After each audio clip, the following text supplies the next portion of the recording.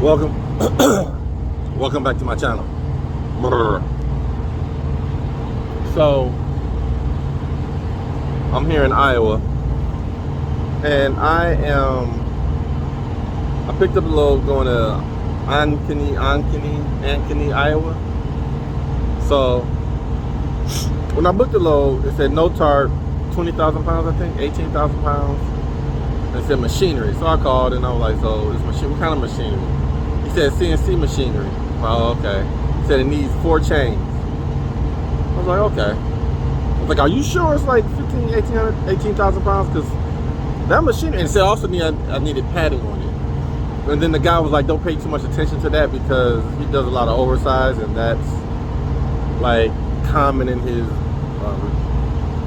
load details. Somehow it slipped up. He said it was 24 or 34 feet long, 5 feet wide, and 1.5 feet tall. I said, and I need chains? He said, yeah.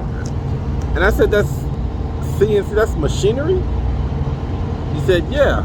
He said it's CNC machinery, metal bundles. No, metal bundles. Like, what is this? So anyway,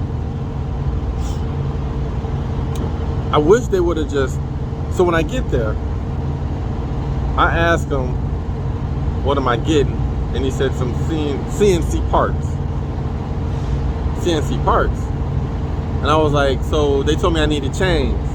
He was like, well, you can throw chains on it if you want to. Anyway, when I get loaded, this is what I get loaded with. So that's the metal bundles. And I said, I can throw straps on this. He said, yeah. So I didn't throw any chains on it. Now, the most important thing is, I told you guys, or maybe I didn't. When I booked it, it said no tarp. Right? I look like I'm drunk. So we looking up here. It said no tarp. And I verified it with him. But when I picked it up, after they loaded me, I strapped down and he gave me my bills. Oh, it's moved too. I didn't notice that. Look, you can tell it's moved. Let me go check the back. Because I didn't see that when I left the back. Excuse me. Oh. Yeah, at this point you can't really tell because it all looks kind of even, but you can tell from that angle. All right, so anyway, getting back to the story. Where did I leave off at? Yeah, so the shipper told me it had to be tarped. I'm like, but they told me it didn't need to be tarped. It was like, well, if you feel like it's not gonna rain or it's gonna get wet, then go ahead and take it. So what I did was I called the agent again. I'm like, so this guy says it needs to be tarped, but you told me it doesn't need to be tarped, right? He said, well, whoops. He said, let me go back and check. And so he went back and checked. He was like, yep. And our information says no tarp. But he said he's going to check with the shipper, or with the consignee anyway. He got back to me. I had already left. I had already strapped it and left. I think I was in Illinois at the time, past Chicago. I was a good 3 hours into the trip. And he calls me back and says, yeah, the consignee says they're not expecting any rain, or the rain is clear. Like, no tarp. I said, you have that in writing? No, wait. So that's what he told me. So I'm continuing driving, right? And I'm just hoping that it's not gonna rain, because the sky was clear from Michigan, Illinois, but the closer I got to Iowa, it started getting kind of, you know what I'm saying? So,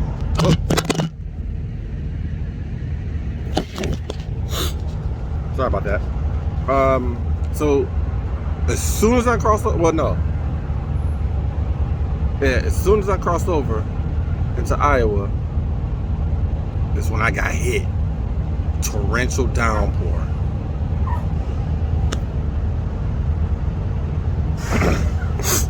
torrential downpour. And then I called him. I said, yo, I said, you said they don't have to tarp this, right? He said, yeah. And I said, you have that in writing? He said, yeah, they sent it in the email. I said, can you send me that email? He said, I can't do that. That's proprietary information. I said, wow. Well, because as soon as I crossed over into Iowa, it just poured down rain. And if you ask me to tarp, I'm not getting on the rain tarping this. I'm already pretty much there. He said, well, they told us not to tarp it.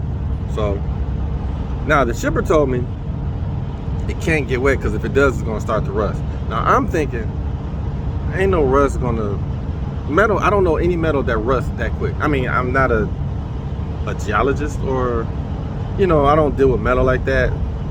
But anyway, this is what I'm trying to show you. Already rust. I don't know what this is made out of, but it's already rusting.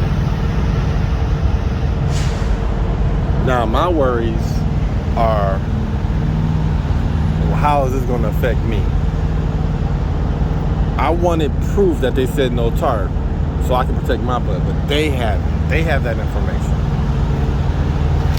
Here's another one.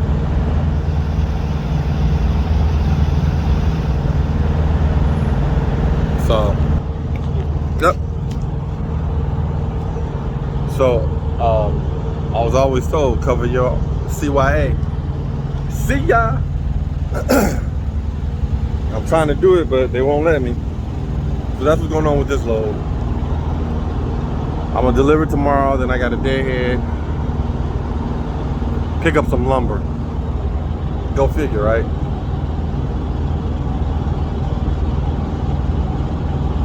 Anyway, I'm back over here. Now let me talk to you about this cheap freight that everybody talk about. I think he passed me earlier. This cheap freight. I don't know, man. I don't know. I've been home a lot lately. Not saying because the stuff was cheap, just saying because stuff was cheap. And I can afford to sit home, but not for long, man, you know. Just a week and a half, and I'm like, I gotta go. I gotta get back out here. I gotta make some money. You know, people talking about they're gonna park their truck and everything. I'm like, dude, be serious. Ain't nobody gonna park their truck. Because if they could, they need to have enough money to satisfy. Hey, how's it going? Just going, man. I hear you, man. I hear you. Yeah. I think that was a guy from the melee in Montgomery. The ass kicking in Alabama. The mollywhopping in Montgomery. Anyway, the Montgomery melee. Oh, that's even better. The Montgomery mollywhop. Ooh.